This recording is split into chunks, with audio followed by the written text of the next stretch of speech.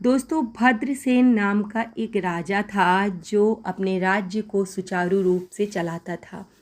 उसकी एक कन्या थी जिसका नाम था रत्नवती। वो देखने में बहुत सुंदर थी, उसकी तुलना अप्सराओं से की जाती थी।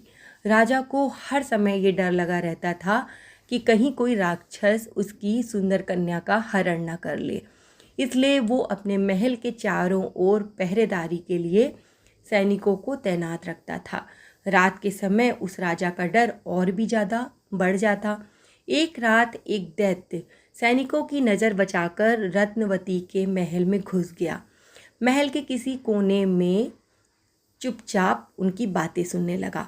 राजकुमारी अपनी सहेली से कह रही थी, ये दुष्ट विकाल मेरे को हर समय परेशान करता रहता है, इसका कुछ तो उपाय करना होगा। राजकुमारी की बात सुनकर राक्षस के मन में थोड़ा सा भय उत्पन्न हो गया। उसने सोचा शायद राजकुमारी किसी दूसरे दैत्य की बात कर रही है जो बहुत ही शक्तिशाली और विकराल है।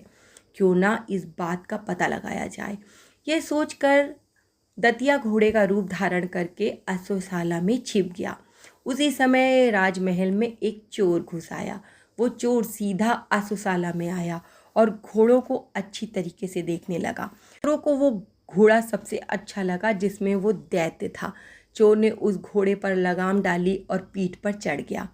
अश्व रूपी दैत्य ने समझा कि यही शायद विकाल रूपी दैत्य है जिसके बारे में राजकुमारी कह रही थी। इसने मेरे को पहचान लिया है और मेरी हत्या करने के लिए यहाँ से दूर ले जा रहा है। किंतु अब कोई कुछ नहीं कर सकता था क्योंकि दैत्य के मुख में लगाम लग चुकी थी। चोर उसकी पीठ पर बैठ गया था और उसके हाथ में चाबुक थी। चाबुक के लगते ही दैत्य दौड़ने लगा। महल से कुछ दूर जाकर जब चोर ने घोड़े को रोकने के लिए लगाम खींची तो घोड़ा नहीं रुका। चोर ने काफ़ी प्रयास किया लेकिन घोड़ा रुकने का नाम ही नहीं ले रहा था। उसका वेग तो बढ़ता ही जा रहा था।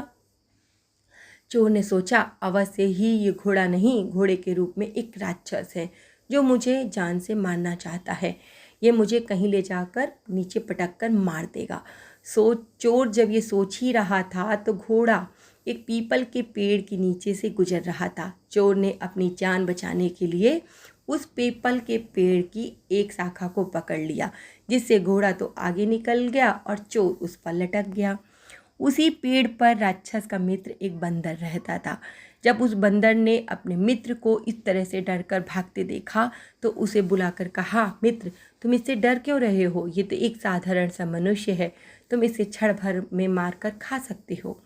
जब चोर ने ये बात सुनी तो उसे गुस्सा आ गया। चोर जिस डाली पर बैठा था बंदर भी उसी डाली पर बैठा था। बंदर तक तो उस चोर के हाथ पहुंच नहीं रहे थे, किंतु बंदर की पूंछ नीचे लटक रही थी। चोर ने बंदर की पूंछ को मुंह से चबाना शुरू कर दिया। बंदर को बहुत दर्द होने लगा, किंतु अपने मित्र राक्षस को बुलाने के लिए उसने कुछ भी हलचल नहीं की।